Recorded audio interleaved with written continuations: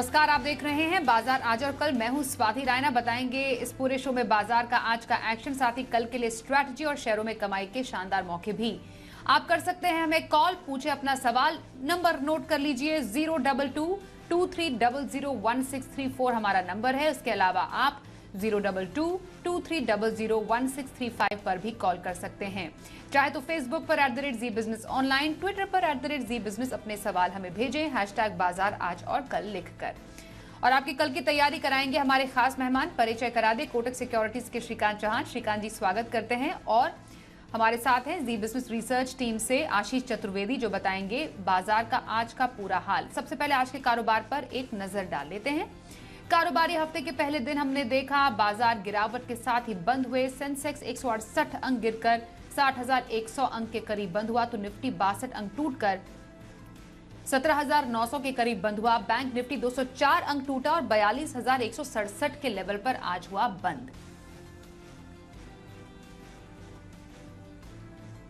समझते हैं जरा आज बाजार में किन सेक्टर्स में सबसे ज्यादा एक्शन देखने को मिला। हमारे सहयोगी आशीष चतुर्वेदी हमारे साथ है। आशीष, हफ्ते का पहला ही कारोबारी दिन लाल निशान में बाजार बचा। देखिए, हफ्ते के पहले कारोबारी दिन बाजार में हल्की गिरावट के साथ शुरुआत हुई। शुरुआत अगर आप देखें तो ठीक ठाक गेंस के साथ हुई, लेकिन उसके बाद क्लोजिंग दिन के दौरान अगर आप देखें तो बाजार तेजी से जो ऑफाइज हुआ और करीब 17,900 के आसपास यहाँ पर आपको क्लोजिंग देखने को मिली। निफ्टी बैंक, जहाँ पर अगर आप देखें तो बैंकिंग स्टॉक से जो नतीजे हैं वो भी अच्छे आ रहे हैं, लेकिन फिर भी इसके बाद भी अगर आप देखें तो आधे % से हल्के कम की गिरावट निफ्टी बैंक में नजर आई। बाकी निफ्टी मिड कैप है, स्मॉल कैप है, दोनों में भी अगर आप देखें तो लाल निशान में गिरावट के साथ क्लोजिंग आपको देखने को मिली। आइए देख लेते हैं वायदा बाजार के टॉप गेनर्स। तो सबसे पहले आप देखिए निफ्टी में बढ़ने वाले हैं टेक महिंद्रा, 3% की तेजी यहाँ पर देखने को मिली। HCL टेक 2% चला, इन्फोसिस में 2% की तेजी और नतीजों के बाद विप्रो यहाँ पर भी 1.5% के गेन्स आपको नजर आए। यानी पहले जो 4 नाम निफ्टी के बढ़ने वाले पूरे की तरफ से जो है पार्टिसिपेशन आपको IT स्टॉक्स की तरफ से आते हुए नजर आया। लेकिन ऊपरी तरफ से देखिए एक्सिस बैंक यहाँ पर 2-2.25% की गिरावट आपको देखने को मिली। मेटल स्टॉक्स में आज मुनाफा वसूली का दिन देखने को मिला। NTPC में गिरावट रही और ICICI बैंक में भी अगर आप देखें तो ऊपरी तरफ से दबाव जो है आपको साफ नजर आया। ब्रॉडर मार्केट्स की बात की जाए खबरों वाले स्टॉक्स में तो सूला विनियाज यहाँ पर क्वार्टरली अपडेट्स के बाद स्टॉक में बड़ा उछाल देखने को मिला। 15% के गेंस के साथ ये स्टॉक बंद हुआ है और जस्ट डायल जहाँ पर नतीजे अनुमान से बेहतर थे तो इसका एक असरदार 10% के बड़े गेंस और ऊपरी सर्किट जो है इस स्टॉक में भी आपको देखने को मिला। कमजोर बाजार में भी अगर आप देखें तो एक सेक्टर ऐसा है जहां पर बढ़िया बढ़त देखने को मिली, वो है PSU बैंकिंग स्पेस। निजी बैंकों में गिरावट रही, लेकिन सरकारी बैंकों में आप देखिए क्या शानदार। यूको बैंक 9% की तेजी, IOB 7% ऊपर, यूनियन बैंक, सेंट्रल बैंक जैसे स्टॉक में भी अगर आप देखें तो 5% के गेंस आपको देखने को मिले। लेकिन टालब्रोस ऑटोमोटिव यहाँ पर देखिए दिग्गज निवेशक की तरफ से जो हिस्सेदारी घटाई गई इसका असर देखने को मिला। डीमार्ट कमजोर नतीजों के बाद 5% लुढ़का और पॉनी शुगर यहाँ पर भी 7% की गिरावट आपको देखने को मिली। मेटल स्टॉक, जैसा कि मैंने आपको बताया कि पिछले हफ्ते शानदार रनअप के बाद थोड़े सुस्ताए, मुनाफा वसूली यहाँ पर आपको देखने को मिली है। मल्टीप्लेक्स स्टॉक्स में आप देखें कोटक की तरफ से जो डाउनग्रेड आया, इसके बाद PVR 4% लुढ़का। वरुण बेवरेजेस में बढ़िया तेजी और ब्रोकरेज हाउस की तरफ से अच्छी रिपोर्ट, 7% का बढ़ी गेंस। त्रिवेणी टर्बाइन, HEG और GSPL में भी खरीदारी देखने को मिली। लेकिन ब्रॉडर मार्केट्स में देखिए गॉडफ्रे फिलिप्स 5% का दबाव, नायका 5% नीचे, वेस्ट लाइफ और फैक्ट यहाँ पर भी देखें तो करीब 5% की गिरावट नजर आएगी। आइए आज के एक्सपर्ट कोटक सिक्योरिटीज के श्रीकांत चौहान के पास चलते हैं। श्रीकांत जी, हफ्ते का पहला ही कारोबारी दिन बाजार में कुछ दबाव देखने को मिला है। रेस्ट ऑफ द वीक क्या एक्सपेक्ट करें बाजार की स्टार्ट से? क्या लेवल्स आप एक्सपेक्ट कर रहे हैं? Good evening. देखिए, मुझे लग रहा है कि इस मार्केट में एक रेंज बन चुकी है और इस रेंज को जब तक मार्केट नहीं तोड़ता है तब तक मुझे लगता है इसी रेंज के अंदर हम मार्केट में वॉलेटाइल एक्टिविटी देखेंगे। इनफैक्ट काफी हाई वॉलेटिलिटी हम देख सकते हैं, क्योंकि मार्केट की जो रेंज है वो 18,300 से लेकर 17,750 की हो गई है। और आज भी अगर आप देखें तो मार्केट हायर लेवल्स पे खुलने के बाद वापस प्रॉफिट टेकिंग का शिकार हुआ और वापस हम नीचे के लेवल्स के आसपास बंद हुए। बट साथ ही साथ कई बार मार्केट ने 17,750, 700 को रिस्पेक्ट दिया है और most of the time market ने वहां से अच्छी रिकवरी की है। तो मुझे लगता है जब तक 17,750 नहीं टूटेगा तब तक हमें लगता है कि at lower levels, lower boundary पे कुछ सिलेक्ट स्टॉक्स को आप खरीदते हैं तो वहां पे अच्छे पैसे बन सकते हैं। वैसे बैंक निफ्टी का इंपॉर्टेंट लेवल है 41,850 और 41,500। सो जब तक 41,500 के लेवल्स को नहीं तोड़ेगा, तब तक हमें लगता है कि बैंक निफ्टी में भी अपवर्ड एक्टिविटी देखने मिल सकती है। ओके, तो ये रही राय श्रीकांत जी की बाजार पर। कुछ स्टॉक स्पेसिफिक सजेशंस भी उनसे ले लेते हैं। पोजिशनल व्यू के लिए श्रीकांत जी कौन सा स्टॉक पसंद है आपकी? देखिए, अगर पोजिशनल व्यू अगर यहाँ से रखना है तो मुझे लगता है कि यहाँ पे टेक्नोलॉजी के कुछ नंबर्स आ चुके हैं और उसमें इन्फोसिस ये एक ऐसा स्टॉक है कि जिसे करंट लेवल से खरीद के चल सकते हैं। हमें लगता है कि ये स्टॉक यहाँ से कम वापस 1660 से लेकर 1680 के लेवल्स दिखा सकता है। तो 1660 या 1680 के टारगेट्स के लिए करंट लेवल से इन्फोसिस को खरीद के चले। वैसे भी टेक्निकल्स में एक पॉजिटिव डाइवर्जेंस आ चुका है, तो 1440 जो इसके इमीडिएट लोअर लेवल्स थे उसे एज अ स्टॉप लॉस पकड़े, करंट लेवल से पोजीशंस को ऐड करें, टारगेट्स रखें 1680 के करीब। ओके, पोजिशनल व्यू इन्फोसिस में रखने की सलाह श्रीकांत जी की। और लॉन्ग टर्म के नजरिए के लिए कौन सा स्टॉक पसंद आपकी? तो देखिए, लॉन्ग टर्म का अगर व्यू रखना है तो आपको अगेन बीएफएसआई सेक्टर के ऊपर फोकस करना पड़ेगा, क्योंकि वहां के जो नंबर्स आने वाले हैं वो फॉर नेक्स्ट 2 क्वार्टर्स काफी स्ट्रॉन्ग नंबर्स रहेंगे। एंड बेस्ड ऑन दैट अगर एफपीआई की अगर एक्टिविटी देखते हैं तो फॉरेन इंस्टीट्यूशनल इन्वेस्टर भी बीएफएसआई में काफी बड़ी इन्वेस्टमेंट करते जा रहे हैं। वहां पे हमें लगता है कि मैक्स फाइनेंशियल एक ऐसा स्टॉक है जिसे लॉन्ग करके चले। फंडामेंटली तो बिल्कुल स्ट्रॉन्ग है, लेकिन टेक्निकली भी अगर आप देखें तो उसमें पॉजिटिव डाइवर्जेंस आ चुका है और ये स्टॉक बढ़ते हुए 1000 के लेवल्स के काफी करीब जा सकता है। तो यहाँ से अगर लंबी अवधि का अगर नजरिया है तो मैक्स फाइनेंशियल्स को लॉन्ग करें, और कोई अगर ट्रेडिंग पोजीशन बनानी है तो स्टॉप लॉस रखें 740 का। तो बाय इन ट्रांचेस, लेकिन by at current levels. Max financial services लंबी अवधि की खरीदारी की सलाह आ रही है श्रीकांत चौहान की ओर से। आइए अब आज के पहले कॉलर से बात करते हैं और जानते हैं उनका कौन से स्टॉक पर है सवाल।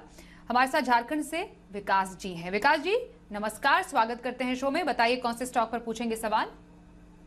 मेरा 2 स्टॉक है, एक बजाज कंज्यूमर है और दूसरा एजीएस ट्रांजेक्ट है। बजाज कंज्यूमर मेरा 623 पीस है 200 रुपए के भाव में, और एजीएस ट्रांजेक्ट 175 शेयर है 175 के रेट में।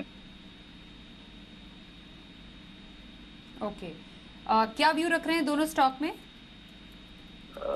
ना, जब तक कैपिटल इंक्रीज ना हो तब तक तो रखेंगे। बजाज कंज्यूमर में 16,000 के नुकसान पर। दूसरा स्टॉक एक बार फिर से बताएंगे? AGS ट्रांजेक्ट ma'am.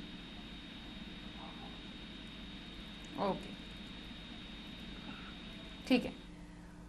सबसे पहले बजाज कंज्यूमर पर राय लेना चाहेंगे श्रीकांत जी, आपकी क्या राय देंगे आपको? आप इन्हें इस स्टॉक पर फिलहाल नुकसान में है, नुकसान की भरपाई होने तक का इंतजार कर रहे हैं ये।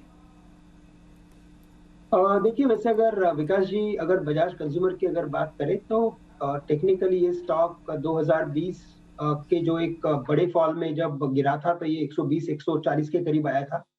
उसके बाद इसने 320-340 के लेवल्स को छुआ, लेकिन अगेन उन्हीं लेवल्स के करीब आ चुका है। मुझे लगता है कि इसमें एक थोड़ा और वक्त देना पड़ेगा। इसमें डबल बॉटम फॉर्मेशन तो बन चुका है, जो इंडिकेट करता है कि ये स्टॉक आने वाले दिनों में, आने वाले महीनों में यहाँ से बढ़ सकता है और वापस एक बार 320 या 340 के लेवल्स के काफी नजदीक जा सकता है। हमें लगता है कि उन लेवल्स के करीब आप अपनी पोजीशंस को कम करें, तब तक आप इसमें बने रहें।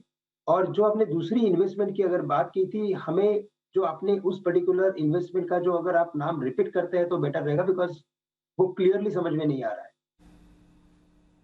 Sir, AGS transact technologies limited.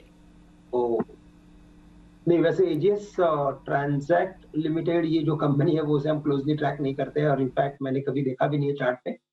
लेकिन मैं ये कहूंगा कि अगर आप कोई मिड कैप या स्मॉल कैप कंपनी अगर ले रहे हो तो आप काफी केयरफुली आप इसमें इन्वेस्ट कीजिए, क्योंकि इन सब कंपनीज के लिए एक बड़ी तेजी की काफी रिक्वायरमेंट होती है और अगर मार्केट में बड़ी तेजी अगर आती है तभी जाके ये सब स्टॉक्स आपको रिटर्न देंगे। और फिलहाल शॉर्ट टर्म में या तो मीडियम टू लॉन्ग टर्म में भी अगर आप देखें तो कोई बड़ी तेजी एक्सपेक्टेड नहीं है। हमें लगता है कि मार्केट एक स्टॉक स्पेसिफिक ट्रेंड में रहेगा, एक बड़ी रेंज में रहेगा और यहाँ पे लार्ज कैप स्टॉक्स के ऊपर ज्यादा फोकस रहेगा as compare to small cap company.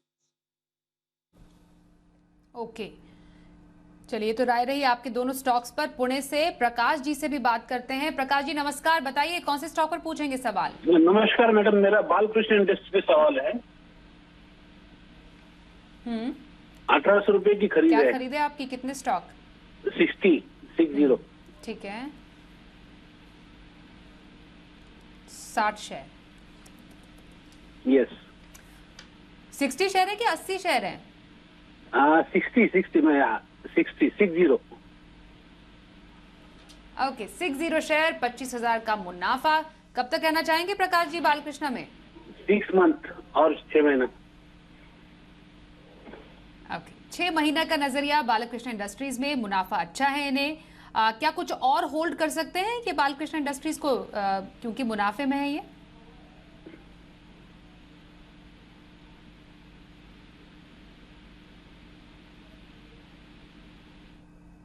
Shrikant ji mute पे हैं आप।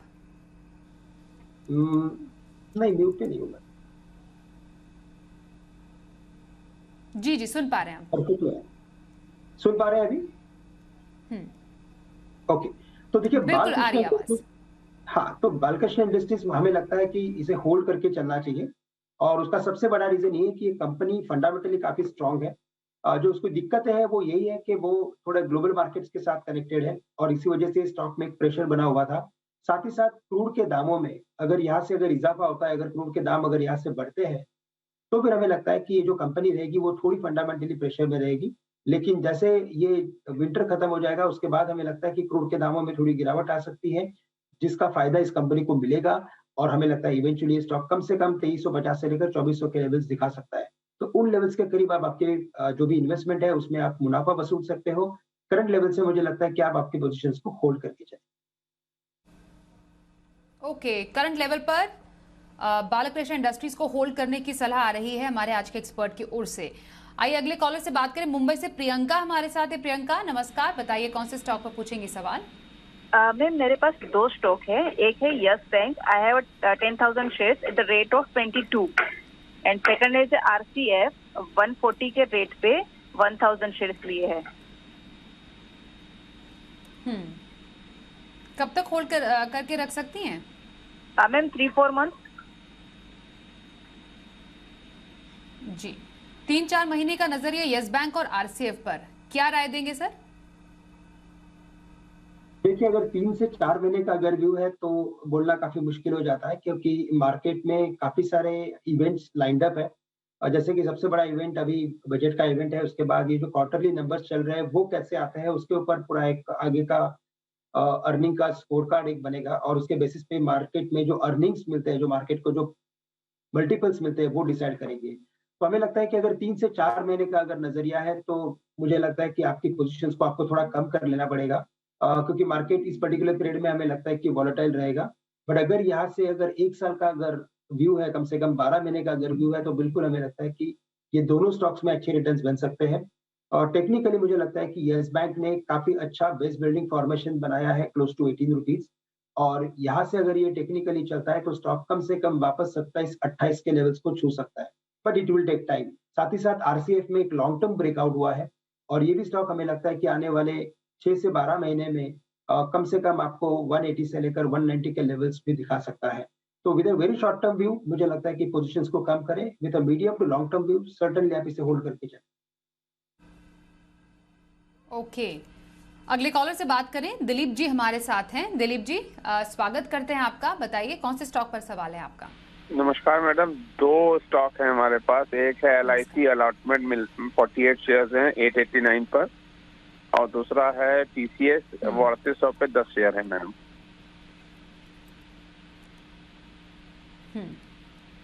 ओके, कब तक आपका व्यू है इन स्टॉक्स पर? मैम हम रोक सकते हैं, जैसा मतलब अगर उसमें चांसेस हो उस फर्दर उसके इंक्रीज के तो। बिल्कुल। क्या स्ट्रैटेजी रख सकते हैं ये LIC और TCS में अभी एट द मोमेंट करंट खरीद पर, करंट भाव पे? बिल्कुल, तो देखिए दिलीप जी, आपके जो दोनों इन्वेस्टमेंट है वो दोनों काफी स्ट्रॉन्ग कैंडिडेट्स हैं, और कैंडिडेट्स इन टर्म्स ऑफ यहाँ से अगर आप लंबी अवधि का नजरिया रखते हो तो बहुत अच्छे रिटर्न्स इन सब दोनों में बन सकते हैं। और TCS हमें लगता है स्पेसिफिकली कि यहाँ से शायद 34-3500 के करीब एक बार थोड़ा वक्त निकाल सकता है, लेकिन इवेंचुअली हमें लगता है कि ये स्टॉक में भी री रेटिंग हो सकती है। साथ ही साथ हमें लगता है कि जो दूसरे इन्वेस्टमेंट्स है आपके, जहाँ पे आपने बताया था कि दूसरा आपका जो स्टॉक था वो कौन सा था स्वाति जी? TCS एंड और एक कोई स्टॉक LIC LIC की कॉस्टिंग आपकी हायर लेवल्स की है, लेकिन यहाँ से अगर कोई करेक्शन अगर आता है इस पर्टिकुलर स्टॉक में, या तो करंट लेवल के आसपास भी मैं कहूंगा 700 के करीब, इसे और थोड़ा सा आप एवरेज कर लीजिए। यहाँ से आने वाले हमें लगता है कि 6 से 12 महीने का अगर व्यू हो तो ये स्टॉक वापस कम से कम 800-900 के लेवल्स दिखा सकता है। तो फंडामेंटली दोनों कंपनियां काफी अच्छी है और इनमें आप बने रहे। और अगर मार्केट में किसी वजह से अगर मार्केट में गिरावट अगर आती है तो आप इन्हीं दो स्टॉक को और एवरेज करके चल सकते हैं। बिल्कुल सर। दिल्ली से कन्हैया जी से बात करते हैं। नमस्कार कन्हैया जी, बताइए कौन से स्टॉक पर सवाल है आपका? नमस्कार मैम, मेरा सवाल 2 शेयर पे है। एक हैप्पीएस्ट माइंड है और दूसरा नालको है। हैप्पीएस्ट माइंड मुझे आईपीओ में मिला था और मेरे पास मैंने थोड़े से एसआईपी कर के लिए भी थे, तो 101 शेयर है मेरे पास तकरीबन 450 के एवरेज पे। और नालको जो है मेरे पास वो 2450 शेयर है 45 के एवरेज पे। ओके, 2450, ठीक है। आपका व्यू कब तक रखने का? मेरा लॉन्ग टर्म व्यू है, आई थिंक 3 साल तक रख सकते हैं। लॉन्ग टर्म नालको में तो एक बहुत ही जबरदस्त मुनाफा ही अभी एंजॉय कर रहे हैं नालको और मैडम 129 तक गया कन्हैया जी के लिए क्या राय रहेगी आपकी? बिल्कुल बिल्कुल, हाँ बिल्कुल गया था। हम एक्सपर्ट से पूछ लेते हैं क्या कर सकते हैं अब आप, सर बताइए। यस, तो कन्हैया जी आपको वेरी फर्स्ट कॉन्ग्रेचुलेशंस। और सबसे बड़ी बात यह है कि आपने जो कंपनीज में इन्वेस्टमेंट किया है उसमें आपने लंबी अवधि के लिए उसे होल्ड करके रखने का भी नजरिया बना के रखा है। और नहीं तो कई बार ऐसे होता है कि इन्वेस्टमेंट जैसे ही करते हैं वैसे ही इन्वेस्टर अपने जो मुनाफा मिल रहा है उसको जल्द बुक कर लेते हैं और लॉसेस को हमेशा राइड करते हैं। बट आपकी जो केस है वो वेरी क्लियरली इंडिकेट करती है कि आप लॉन्ग रन में काफी अच्छे पैसे बनाएंगे। और for that congratulations and all the best. Also मैं ये बोलूंगा आपको और कहूंगा, एडवाइस ये करूंगा कि नालको एक ऐसा स्टॉक है कि जो अगर आप देखें तो एक सिक्लिकल स्टॉक है, लेकिन साथ ही साथ यहाँ पे एक स्पेसिफिक कमोडिटी से वो रिलेटेड है। अगर आप थोड़े आपके इन्वेस्टमेंट को अगर डाइवर्सिफाइड अगर कर लेते हो तो मुझे लगता है कि वहां पे लॉन्ग रन में काफी अच्छे रिटर्न्स बन सकते हैं। या तो आप वेदांता को लॉन्ग करके चले या तो फिर आप जिंदल स्टील एंड पावर को लॉन्ग करके चले, तो आपका जो मुनाफा आपको नालको में हो रहा है आप वो ले लीजिए और आपका जितना भी मुनाफा है आप वेदांता में इन्वेस्ट कर सकते हैं। और साथ ही साथ मुझे लगता है कि अगर इस पर्टिकुलर स्टॉक में अगर आप लंबी अवधि के लिए अगर बने रहते हो तो फिर आपको इसमें बड़े रिटर्न्स मिल सकते हैं। बिल्कुल सर। और अगले कॉलर से बात करें। अहमदाबाद से केहुल हमारे साथ हैं। माफ कीजिए केहुल जी, स्वागत करते हैं आपका। बताइए कौन से स्टॉक पर है आपका सवाल? मेरे पास मैडम है इंफोसिस के 10 स्टॉक है 1359 के भाव से, फिर 100 है पूना वाला फिनकॉप और 335 के भाव से, और लॉरस लैब है 50 3305 के भाव से। हेलो जी, 3 स्टॉक्स पर सवाल, जिसमें से बिल्कुल बिल्कुल सुन पा रहे हैं केहुल जी आपको, जिसमें से एक इन्फोसिस तो श्रीकांत जी आपका पोजिशनल व्यू पसंदीदा स्टॉक भी रहा है, बाकी लॉरस लैब और पूना वाला फिनकॉप, क्या राय रहेगी आपकी इनके लिए? देखिए, अगर यहाँ पे अगर आपका अगर नजरिया अगर शॉर्ट टर्म का है तो मैं कहूंगा कि इसमें से लॉरस लैब में से एग्जिट कर लेना काफी जरूरी है, क्योंकि यहाँ पे फंडामेंटल्स डिटोरिएट होते जा रहे हैं और टेक्निकली भी अगर आप देखें तो इसने अपने इंपॉर्टेंट लेवल को तोड़ दिया है। तो 400 के लेवल्स को तोड़ने के बाद ये स्टॉक लगातार गिरते जा रहा है और हमें लगता है कि शायद ये स्टॉक 300-320 के लेवल्स तक जा सकता है जो आपकी कॉस्टिंग है। बट साथ ही साथ हमें लगता है कि अपसाइड इज हाईली लिमिटेड। तो बेटर है कि आप लॉरस लैब में से एग्जिट कर लें, इन्फोसिस को होल्ड करें। पूना वाला मुझे लगता है कि यहाँ से और राइड कर सकते हैं, क्योंकि आने वाले 3 से 6 महीने में बीएफएसआई सेक्टर में अच्छे रिटर्न्स बन सकते हैं।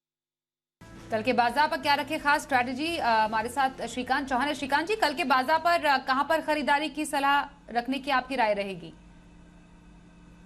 तो देखिए, अगर शॉर्ट टर्म व्यू से अगर किसी एक स्टॉक को अगर लेना है तो मुझे अगेन लगता है कि बीएफएसआई पे ही फोकस करना है, क्योंकि यहाँ पे एक मोमेंटम है और मार्केट में जब भी रिकवरी आती है तो ये स्टॉक्स में हम रिटर्न्स देखते हैं। हमें लगता है कि पंजाब नेशनल बैंक ये एक ऐसा स्टॉक है जिसे हम लॉन्ग करके चलेंगे और यहाँ पे हम स्टॉप लॉस रखेंगे तकरीबन 56.75 के करीब का। और करंट लेवल्स कुछ 58.5 के हैं। हमें लगता है कि स्टॉक 62 या 63 62 से लेकर 63 के लेवल्स दिखा सकता है, तो पंजाब नेशनल बैंक को लॉन्ग करने की सलाह दें। पीएनबी इंट्राडे खरीदारी की पसंद श्रीकांत चौहान की। आइए अब देख लेते हैं कि कल वायदा बाजार में ऑप्शन की किस रणनीति से आपको मिलेंगे कल कमाई के मौके।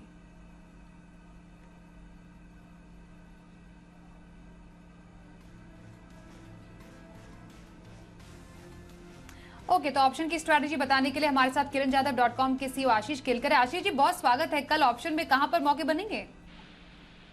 Very good evening Swati ji. देखिए, कल ऑप्शन के जरिए जो ट्रेड मैं रेकमेंड करने जा रहा हूँ, जो एग्रेसिव ट्रेडर है उनको ही ये ट्रेड करने की सलाह होगी। आज ट्रेडिंग सेशन में हमने देखा कि कुछ बैंक ऐसे थे जहाँ पे अच्छा खासा रुझान देखने को मिला, तो IDFC में खरीदारी करने की सलाह होगी। IDFC का 90 रुपए का कॉल ऑप्शन जिसका क्लोज आज ₹1.40 के आसपास हुआ है, उसमें खरीदारी करने की सलाह होगी। इसके लिए जो स्टॉप लॉस रहेगा वो ₹1 का रहेगा। 3 से 4 दिनों का हमें समय लेना चाहिए, जिसमें मैं मानता हूँ टारगेट ₹2 का पहला और दूसरा ₹2.30 का टारगेट हो सकता है। जिस तरह का ऑप्शन चेन डेटा बनता हुआ दिखाई दे रहा है, जिस तरह का अनवाइंडिंग होते हुए दिखाई दे रहा है और एंड ऑफ डे चार्ट के ऊपर एक अपफ्लैग फॉर्मेशन इस स्टॉक में देखने को मिल रहा है, इसलिए मैंने IDFC चुना है।